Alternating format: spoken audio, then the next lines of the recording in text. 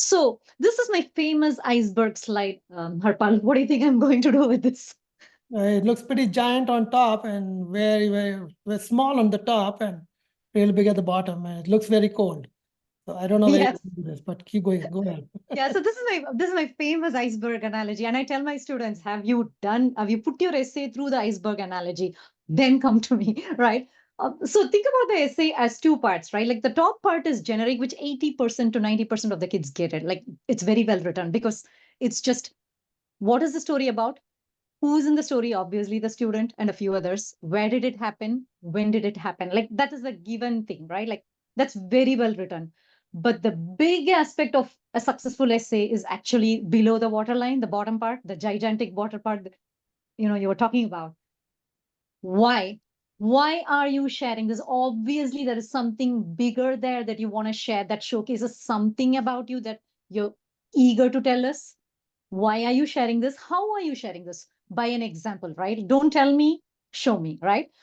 And do you follow the prompt roadmap? The prompt will clearly talk about a activity or a talent or something, right? Like, so address the prompt.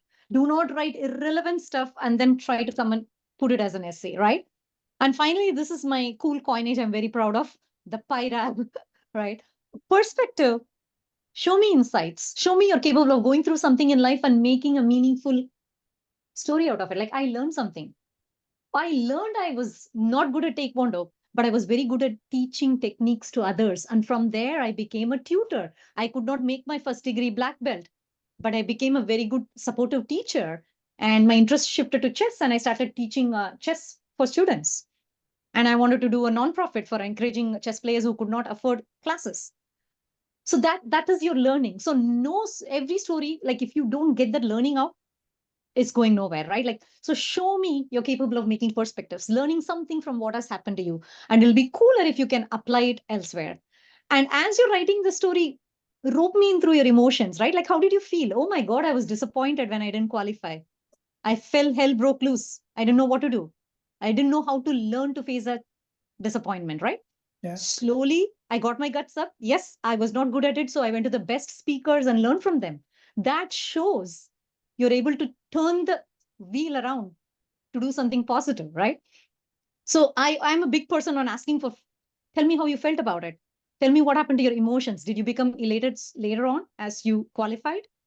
So this is the bottom half that is so very important for elevating your essay.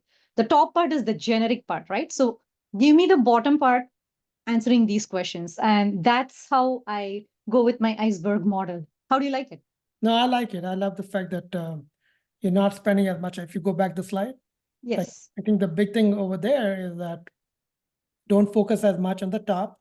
Um, get to that point very quickly. And in the bottom, and that's what you saw in some of those example essays, the green was the bottom. The orange was the bottom. Everything else was gravy was on the top, which is you make your point very quickly and you move. So emotions sell. Emotions are what you want to communicate. Maturity, your looking back, things like that. And that's what you're talking about. So great. Yeah. And just to help you think about building a framework for the essay, I actually like your star approach, Arba. You have it in a few of your slides that I really like. So, how do you set up a story? Very simple, right? Talk about anecdotal story, a situation that happened. What did you do? If it was a challenge or something that happened, what did you do? Elaborate your actions briefly, then give us the results. But the results are more in terms of impact. What did the actions you did? What did they impact upon? Like what was the impact on others or the situation?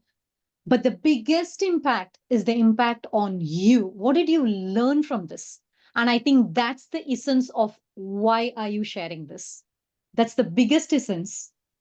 What perspectives did you develop? Or did you change your perspective? You were thinking something else, but this made you realize something else. That would include your reflections, your aha moments. And then it'll be great if you can even show you applied this elsewhere in life. That will be like a, proof is in the pudding type. I learned this and I applied it here and things improved.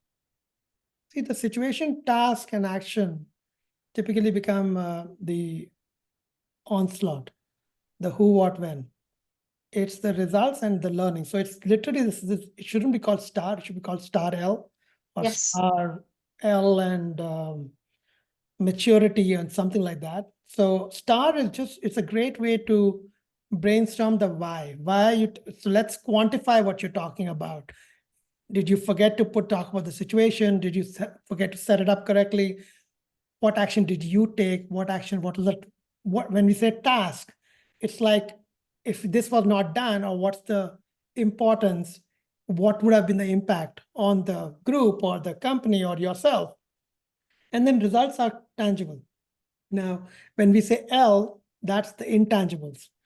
In some ways, most schools want to see the intangibles, but they also want to see the tangibles. So you literally have to have your star either spaghettied across the essay, preferably in the first paragraph you've done it and done like maybe the R.